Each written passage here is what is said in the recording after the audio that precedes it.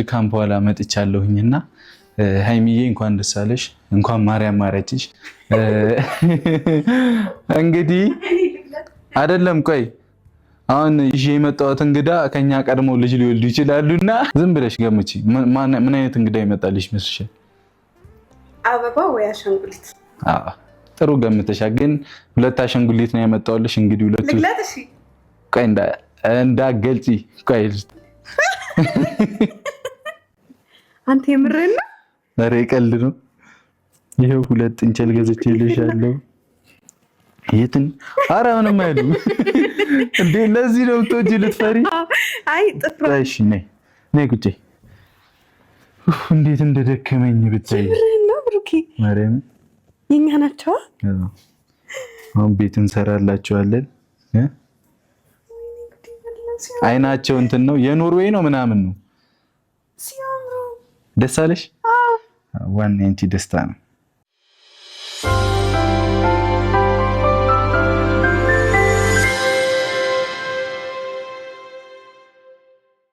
ሰላም ቤተሰብ እንዴት ናችሁ? ብሩክ ዛሬ ለሃይሚ ከመቼውም ለየት ያለ ከባድና ብዙ ኃላፊነትን የሚጠይቅ ራሷንም የሚፈትን ራሷንም ብዙ የሚያስተምር ከባድ የሆነ የቤት ለማዳ እንስሳት ማለትም ጥንቸልን 250,000 ሰብስክራይብ ስለገባች እሱን በማስመልከት በስጦታ መልክ አበርክቶላታል።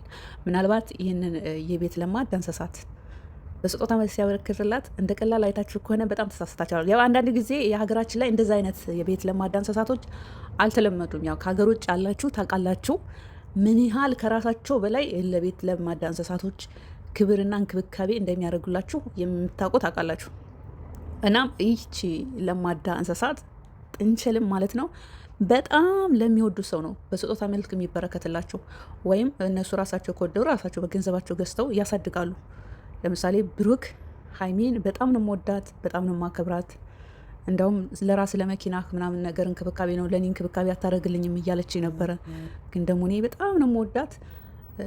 እንደምወዳትም በዛውም 250,000 በማስመልከትም ይህንን ስጦታ አበርክቼላታለሁ። ደስ ይላታል ብዬ አስባለሁ ብሏል። 25 ኪሎ ሜትር እዛው አዲስ አበባ ተጉዞ ይህን ነገር ማቀዱ ራሱ በጣም ትልቅ ነህ፣ በሳል ነህ። እንደነገርኳችሁ በቀላል አይታችሁ ከሆነ እነዚህ ለማዳ የቤት እንስሳቶች በስጦታ መልክ የሚበረከትላቸው ለሚወዷቸው ነው። ብሩክን ገልጾታል። ለሚወዷቸው ስላቸው ሃይሚ በጣም ትልቅ ኃላፊነት ነው የተሰጣት። አንደኛ ሃይሚዬ ለምሳሌ የቤት ኃላፊነትን ብትሆን ምን አይነት እንዴት አርጋ ጠንካራ ሆና ሁሉንም ነገር ቴኬር አርጋ ኮንትሮል አርጋ ማስተዳደር እንደምትችል ታስተምራታለች።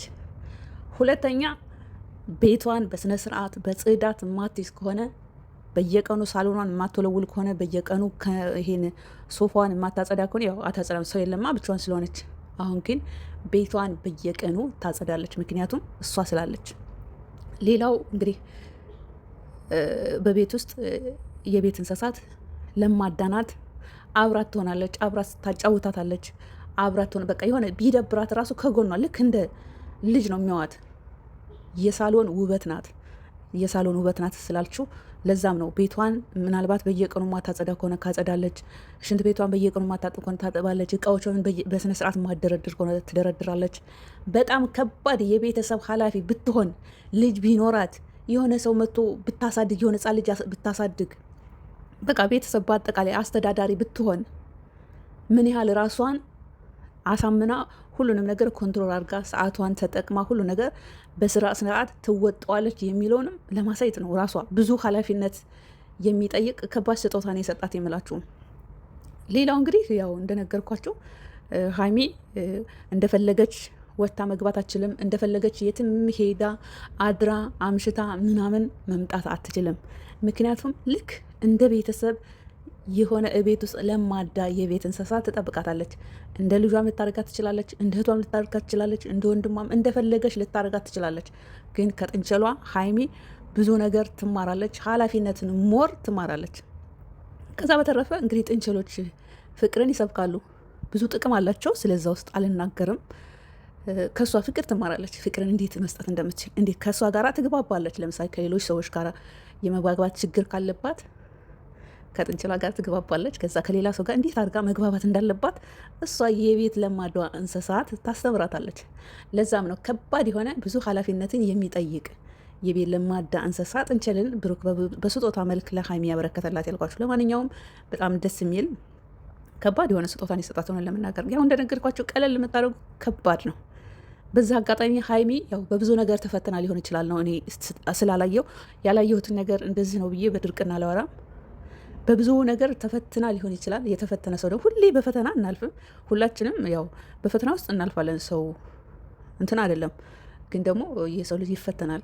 የፈተና ውጤት ደግሞ ውብ ይሆናል እና ፈጣሪም ጥሎ አልጣላትም። እንደዚህ አይነት ደስ የሚል እንደፈለገች ቡልቅቅቅ የምትልበት ፈጣሪን የሚፈራ አፍቃሪ ስለሰጣትም እድለኛ ናት። ከዛ በተረፈ አንዳንድ ወፈረች ምናምን የምትሉ ልጆች አላችሁ የላችሁ። ማንኛውም ሰው ድሎት ካለ ምቾት ካለ ጭንቀት ምናምን ሀሳብ ከሌለ ምንድን ነው ሌላ ራሷን ኮንትሮል አድርጋ ራሷን የማትንከባከብበት ምክንያት ምንድን ነው? ልጅ የለ ምን የለ ጭንቀት የለ ሁሉም ገለልበል ጭንቀት ገለልበል ምናምን ነው። በቃ አሁን ስለ ራሷ የምታስበው ስለ ራሷና ስለ ራሷ። ሌላ ደግሞ የሆነ ነገር ቢፈጠር በጣም የሚረዳት የሚያግዛት የሚጨነቅላት ፈጣሪ ሁሉን አሟልቶ የሰጠው አፍቃሪ አላት። በቃ አንድ ሰው ራሱን በደንብ ከተንከባከበ ኮንትሮል ካደረገ መወፈር ይቅርና ለምን እዛ ላይ ለምን አትወጣ? እና አንዳንድ ሰዎች ሰው እንዳለንበት እኮ አንቆምም እንዴ። እኔ አሁን ኢትዮጵያ ያለው ውበቴና አሁን ያለው ውበቴ አንድ አይደለም። ያው አንዳንድ ሰው ይከሳል፣ ሌላ ይቀየራል። እኔ ደግሞ ኢትዮጵያ ካለው አሁን ተቀይሬያለሁ፣ ተለውጫለሁ። ላይክ እንደዛ ነው። አሁን ሀይሚ ጋር ያው ብዙ ትናንት በተለቀቀው ቪዲዮ ላይ ትንሽ ቦጨቅ ቦጨቅ የሚደረግ ነገር ስላየው ነው። ለማንኛውም ብሩክ በጣም ከባድ ስጦታን የሰጣት በጣም በሳልህ፣ በጣም ማለት በጣም ነው የገረመኝ። በጣም በሳልህ ብዙ ኃላፊነትን ብዙ ነገሮችን እንድትማርበት ነው ያደረግካት። ለምሳሌ አንዳንዴ በስራ በሚሰሩት የፕራንክ ቪዲዮ ግልብ ትላለች፣ አንዴ ሁለቱም ቡም ይላሉ፣ እሳት ይለብሳሉ። አሁን በሚሰሩት ስራ ላይ ራሱ እሷ ያቺ የቤት ውስጥ ለማዳ እንስሳ ጥንቸል ስላለች የሆነ ነገር በመሀላቸው እንኳን ቢፈጠር ፈጣሪን እሷን ብለው ይስማማሉ፣ ፒስ ይሆናሉ። ብዙ ነገር በሁለቱ መካከል የሆነ ነገር ቢፈጠር እንኳን እሷን ይላሉ። ተጣልተው የሆነ ነገር ተፈጥሮ ውጭ ቢወጥ ራሱ እንዲ እሷስ ብለው ይመጣሉ። እና ብዙ ኃላፊነትን የሚጠይቅ ነው እንግዲህ ለማዳ የቤት እንስሳት በስጦታ ያመለከተላት። ለማንኛውም ቤተሰቦች ይመቻችሁ። የሚገርም ስጦታን የሰጣት